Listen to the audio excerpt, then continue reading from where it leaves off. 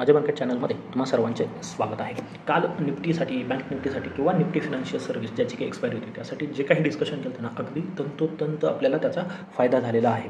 Bank निफ्टीमध्ये एक काळजीचं sine आपल्याला शेवटी क्लोजिंग होताना पाहायला मिळालेलं आहे, ते आपण पुढे डिस्कस करूयात.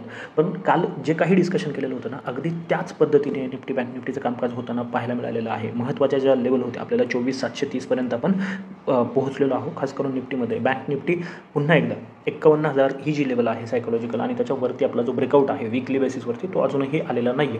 पण खास करून फिन निफ्टीमध्ये जर तुम्ही ट्रेड केला असेल तर कमेंटमध्ये नक्की कळवा. आणि मी पाहतोय तुम्ही लोक काय करताय, कंटाळा करताय की कमेंट करायचा किंवा लाईक करायचा. त्याने काय होतं, आपल्या चॅनलची जी ग्रोथ आहे ना ती एकाच जागेवरती थांबलेली आहे. तर ती ग्रोथ होण्यासाठी तुमच्या मदतीची खूप आवश्यकता आहे.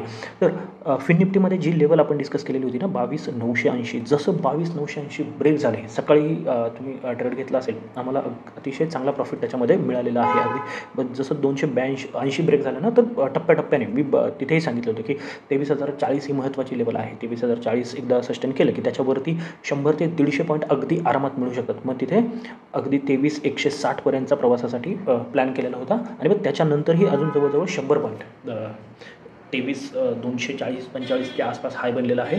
तिथेच मार्केट पोहोचलेलं होतं. म्हणजे काल BTST घेऊन गेलेलं 40चा जो ऑप्शन होता, आज सकाळी 30ला पुन्हा संधी मिळाली ॲड करायला, तर तो अगदी 250+ होताना पाहायला मिळालेला आहे. तेच निफ्टीच्या बाबतीमध्येही झालं. तुम्हाला बऱ्याच जणांना माहिती असेल की शक्यतो मी BTSTमध्ये काम करतो, तर इथे जो ट्रेड घेऊन गेलो तो अतिशय चांगला, म्हणजे डबल होता ना. काल 115च्या आसपास बाईंग झालेलं होतं आणि आज अगदी तो 240च्या पर्यंत पोहोचलेला आहे. पण आता जे काही कामकाज झालेलं आहे त्याच्या आधारे आता उद्या काय होऊ शकतं हे पाहणं खूप महत्त्वाचं आहे. गेले 2-3 दिवस मार्केट आपलं चांगलं आहे. काल जरीही साईडवेज होतं तरीही आज जरा बऱ्यापैकी कामकाज झालेलं आहे. पण फर्स्ट हाफ जर सोडला, म्हणजे मार्केटला जर तुम्ही 2 भागामध्ये विभागलं, तर सकाळी 11 वाजेपर्यंतचं किंवा 10:30 वाजेपर्यंतचं कामकाज आणि त्यानंतरचं कामकाज क्लिअर कट डिफरन्स तुम्हाला दिसणार आहे. आणि तेच थोडं आपलं काळजीचं काम आहे. म्हणजे फर्स्ट हाफही म्हणता येणार नाही, पहिल्या तास 1.5 तासामध्ये मार्केटमध्ये एक चांगली मुवमेंट आली, परंतु त्यानंतर ना डाऊन साईड ना अपसाईड मार्केट पूर्ण दिवस साईडवेज राहिलेला आहे. म्हणजे जे काही गेन होतं ना तो मार्केटने सस्टेन केलेला आहे. परंतु शेवटचा जो अर्धा तास आहे इथे मार्केटमध्ये एक प्रॉफिट बुकिंग म्हणा किंवा फॉल, फायनल क्लोजिंग नक्कीच आपल्याला 700च्या आसपास पाहायला मिळालेला आहे. पण जर क्लोजिंग इथे कुठेतरी असतं ना, तर आपण क्लिअर कट बुलिश घेऊन उद्यासाठी गेलो असतो. पण हे जे 15-20 पॉईंट आहेत ना किंवा 25 पॉईंट आहेत, ते थोडे कन्फ्युजिंग वाढवणारे आहेत. का? कारण का मार्केट एक चांगल्या स्ट्रेंथमध्ये वरती चाललेलं आहे आणि शेवटी बायर्स जे त्यांची आपण काय म्हणू शकतो, त्यांच्याकडे जो गेन आहे ना तो गिवअप करतायत. म्हणजे त्यांची जी स्ट्रेंथ आहे ती कमी आहे असं याच्यातून दिसते, कमीत कमी प्राईस ॲक्शनवरती. त्याच्यामुळे थोडं सावध राहण्याचं कारण आहे. आणि दुसरं महत्त्वाचं काय, मार्केट कालही आपण डिस्कशन केलं होतं की ही ट्रेंड लाईन महत्त्वाची आहे. त्यानंतर वरती गेलं आहे, कदाचित मार्केटमध्ये हा फॉल आपल्याला पाहायला मिळू शकतो. म्हणजे पुन्हा एकदा इथे येईल आणि पुन्हा मार्केट त्याची जी काही स्ट्रेंथ आहे किंवा जे काही ट्रेंड आहे तो कंटिन्यू करू शकतो. तर त्यासाठी आपण कशा पद्धतीने ट्रेड प्लॅन करायचा आहे, तर उद्यासाठी महत्त्वाच्या ज्या लेवल आहे ना त्या थोड्या वाईड येत आहेत. म्हणजे ही जी लेवल आहे इथे येते 580 ते 620. खरं तर 630 ही लेवल आहे. म्हणजे जर तुम्हाला ट्रेड प्लॅन करायचं असेल या 50-60 पॉईंटसाठी, तर तुम्ही ती लेवल मार्क करून ठेवा, 24,630. जर मार्केट फ्लॅट ओपनिंग असू द्यात किंवा गॅप डाऊन असू द्यात, जेव्हा कधी ही लेवल ब्रेक होईल ना तेव्हा तुम्ही पुटचा विचार करू शकता. मग जर गॅप डाऊन याच्या खाली झालं ना, तर आपण काय करणार आहोत, इथे थोडं उद्याच्या दिवसापुरतं सांगतोय, सेल ऑन राईजचा विचार करणार आहोत. कुठपर्यंत, जर मार्केट याच्या खाली एकदा गेलं आणि पुन्हा 680 सस्टेन करत नाही तोपर्यंत आपण सेल ऑन राईजचा विचार करणार आहोत. मग याच्या खाली जे टार्गेट आहे ना ते 560पर्यंत तुम्हाला घेऊन जाऊ शकतं पहिलं टार्गेट. आणि मग 560च्या खाली मग आहे 520 आहे, म्हणजे छोटे छोटे आहेत, 460 आहे आणि 420 आहे. कदाचित आवश्यकता पडणार नाही याची उद्या, पण लक्षात असू द्यात. कारण का हे जे आहे हे साईन थोडं चिंताजनक आहे. कारण का मार्केटमध्ये जी स्ट्रेंथ आहे ना ती गिवअप होताना पाहायला मिळते शेवटच्या अर्ध्या तासामध्ये. त्याने काय होतं, बाईंग करता येते, परंतु आपला प्रॉफिट बुकिंग म्हणा किंवा पोझिशन कन्वर्ट करणं म्हणा हे आपल्याला होताना पाहायला मिळतं. शेवटी तिथे सावध राहायचं. पण 24,630 या लेवलपर्यंत काय करायचं आहे, आपण बाय ऑन डिप्स लक्षात घ्या. तोपर्यंत काय करायचे, बाय ऑन डिप्स.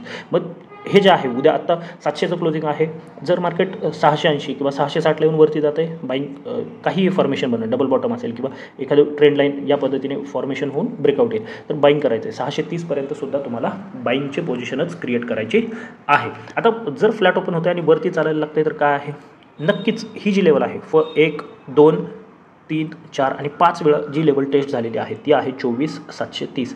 याविषयी कालही डिस्कशन केलेलं होतं आपण. या लेवल ही लेवल जर ब्रेक होती आहे, मग ती गॅप अपने होऊ द्यात किंवा फ्लॅट ओपनने जाऊन थोडा वेळ सस्टेन करून ब्रेकआउट येऊ द्यात, तर तो चांगला ब्रेकआउट आपल्यासाठी ठरू शकतो. म्हणजे आपलं फायनल टार्गेट आहे ना ते 24,860 पर्यंत आपल्याला पाहायला मिळणार आहे. डायरेक्ट 130 पॉईंटसाठी तुम्ही टार्गेट ठेवू नका. मग 775 मध्ये काय 775 780 आणि त्यानंतर 24,860 याच्यासाठी आपण प्लॅन करू शकतो. एवढं लक्षात ठेवा. फक्त जर गॅप अप झालं तर पुन्हा एकतर इथे रिटेस्टिंगला येऊ द्यात आणि शक्यतो येताना पाहायला मिळेल किंवा मग एखादं सस्टेन करू द्यात, या पद्धतीने फॉर्मेशन क्रिएट होतात आणि त्याचा ब्रेकआउट आल्यानंतर आपण बाईंग पोझिशन क्रिएट करणार. जर मोठं गॅपअप होतं ना तर जे 860 आहे ना ते तुम्ही 24,920 ते 930 पर्यंत एक्सटेंड करू शकता. ते टार्गेट हे लक्षात ठेवायचं आहे. आणि जे काही सांगितलं ना त्यावरती थोडा फोकस करा की मार्केट शेवटच्या हाफमध्ये जे गेन गिवअप करते ना त्याचा थोडा वेगळा अर्थ निघतो प्राईस ॲक्शनमध्ये की बायरची स्ट्रेंथ कमी होती की किंवा काय. कारण मार्केट सुप्रीम आहे, म्हणजे आता आपण म्हणतो याचा अर्थ लगेच पुट घेऊन बसायचं का नाही, पण मार्केटमध्ये जे दिसतंय सध्याला प्राईस ॲक्शन थोडं सावध राहायचं आहे. पहा, सावध राहणं आणि ट्रेड प्लॅन करणं याच्यामध्ये फरक आहे. सावध राहायचं म्हणजे काय, आपण कॉलचे ट्रेड घेतोय सध्याला, आपण बुलिश ट्रेंडमध्येच आहोत. फक्त काय करायचं, क्वांटिटी कमी करा किंवा स्टॉप लॉस स्ट्रिक्ट असला पाहिजे आणि महत्त्वाच्या लेवलवरती फोकस करायचं. याला सावध राहणं म्हणतात, हे लक्षात ठेवा. नाही तर उद्या उठून लगेच पुट घेणार आणि मार्केट जर इथे येऊन कुठूनही वरती गेलं तर परत तेच होईल की आम्ही घेतलं होतं आणि असं झालं. आणि फिन निफ्टीमध्ये ज्या पद्धतीची मुवमेंट झालेली आहे ना त्याच पद्धतीची उद्या बँक निफ्टीमध्ये होण्याची शक्यता आपल्याला नाकारता येत नाही. मी मिडकॅपच्या वेळेस कालच्या व्हिडिओमध्ये हे सांगितलं होतं की सेन्सेक्समध्ये मुवमेंट आली, मिडकॅपमध्ये आले, त्याच अर्थे फिन निफ्टीमध्ये सुद्धा एक चांगली एक्सपायरी मुवमेंट येऊ शकते. आणि यात जर एक्सपायरी मुवमेंट तुम्हाला कॅच करायची असेल किंवा त्यामध्ये ट्रेड करायचं असेल तर तुम्ही तुमचं जे ट्रेडिंग अकाउंट आहे ना ते सॅमकोमध्ये ओपन करू शकता. सॅमकोमध्ये तुम्हाला फ्री ट्रेडिंग अकाउंट तर मिळतं. त्याबरोबर त्यांचे जे एक्सपर्ट आहेत त्यांचे इनपुटसुद्धा तुम्हाला फायदेशीर ठरत असतात आणि वेळोवेळी तुम्हाला तुमच्या त्या ट्रेडिंग अकाउंटमध्ये हे पाहायला मिळत असतात. नवीन रिसर्च ॲनालिस्ट जे आहेत त्यांच्याकडनं तुम्हाला काही इनपुटसुद्धा मिळत असतात. आता बँक निफ्टीमध्ये काय महत्त्वाचं आहे, बँक निफ्टीमध्ये आपला स्टान्स क्लिअर आहे अजूनही. जोपर्यंत याच्यावरती मार्केट निघत नाही, म्हणजे कोणतं market in the sense bank Nifty, ती लेवल आहे 51,150, तोपर्यंत डिरेक्शनल बुलिशनेस आपल्याकडे असणार नाही. कुठे, कोणासाठी, ॲटलिस्ट बँक निफ्टीसाठी. मग उद्यासाठी तुम्ही काय प्लॅन करू शकता. आत्ता 800च्या आसपास क्लोजिंग आहे, फायनल क्लोजिंग हे 800च्या आसपास आहे. जर मार्केट पुन्हा ओपन होऊन इथे सस्टेन करतं आहे, पहा मोठं गॅपअप नाही झालं तरी सस्टेन करतं आहे आणि या पद्धतीचं फॉर्मेशन बनतं आहे आणि ही जी ट्रेंड लाईन तुम्ही ड्रॉ करू शकता या पद्धतीने. किती वाजता ब्रेकआउट येतो त्यावरती राऊंड फिगर लेवल आहे 50,900. जर 50,900च्या वरती निघताय ना तर एक बाईंगचा विचार आपण करू शकतो. पण हे थोडं क्रिटिकल असणार आहे. कुठपर्यंत 51,000च्या 51,020-30 पर्यंत थोडं क्रिटिकल असणार आहे. म्हणजे हे 100-125 पॉईंट थोडे आपण काय म्हणू शकतो कमी क्वांटिटीने करायचे आहेत. आणि जसं 51,030-50 ही लेवल निघणार आहे एक चांगली अपसाईडची मुवमेंट आपल्याला पाहायला मिळू शकते. 51,150 जरी आपला छोटासा रेजिस्टन्स असला, छोटा म्हणजे मेजर आहे, परंतु उद्यासाठी मी छोटासा का सांगतोय कारण का डेली बेसिसवरती तो ब्रेक होऊ शकतो. आपला हा जो रेजिस्टन्स आहे ना तो डेली बेसिसवरती ब्रेक होणार आहे. इंट्राडेमध्ये तो ब्रेक झाला काही हरकत नाही. मग याला आपण ॲज अ इंट्राडे काउंट करणार आहोत आणि मग क्लोजिंगने डिसाईड करणार आहोत डिरेक्शनल ट्रेड बनवायचा आहे किंवा नाही. मग उद्या बाईंग करताना काय करणार आहोत, 50,050 हे ज्या 51,050 याच्यावरती 51,150, त्यानंतर 51,350 किंवा फायनल जर शॉर्ट कवरिंग वगैरे पाहायला मिळाली तर 51,500 पर्यंतचा प्रवाससुद्धा आपण उद्या पाहू शकतो. अपसाईड या पद्धतीने प्लॅन करू शकतो. तर डाऊन साईड थोडी क्रिटिकल आहे. डाऊन साईड क्रिटिकल म्हणजे कसं, जर मार्केट फ्लॅट ओपन होते ना तर 50,700 ब्रेक होतानाच तुम्ही विचार करू शकता एक पुट साईडचा ट्रेड प्लॅन करण्यासाठी. 50,700च्या खाली जे आहे ना ते 50,550 ही लेवल खूप इम्पॉर्टंट असणार आहे. 50,550 आणि फायनली 50,300.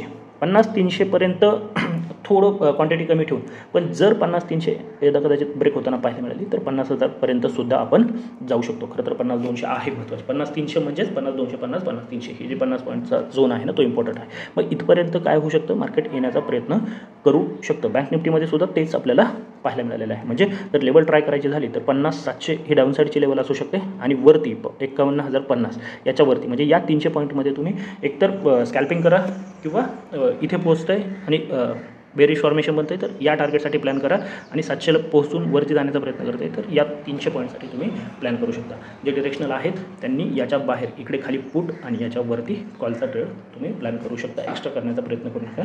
कारण का 2-3 दिवस चांगलं मार्केट होतं. कदाचित उद्या थोडं एक प्रॉफिट बुकिंग येण्याची चिन्ह सध्या तरी दिसत आहे. बाकी उद्या आपण लाईव्ह मार्केटमध्ये पाहूयात की काय होतं आहे आणि काही नाही. आणि जर तुम्हाला ट्रेडिंग अकाउंट ओपन करायचं असेल डीमॅट तर सॅमकोमध्ये करू शकता. डिस्क्रिप्शनमध्ये लिंक आहे ती तुम्ही जाऊन चेक करा. तर आजच्यासाठी एवढंच. धन्यवाद. जय हिंद, जय Maharashtra. Keep trading. Samco trading app, आप ही के ट्रेडिंग का अनदेखा सच. Investments and securities market are subject to market risks. Read all the related documents carefully before investing.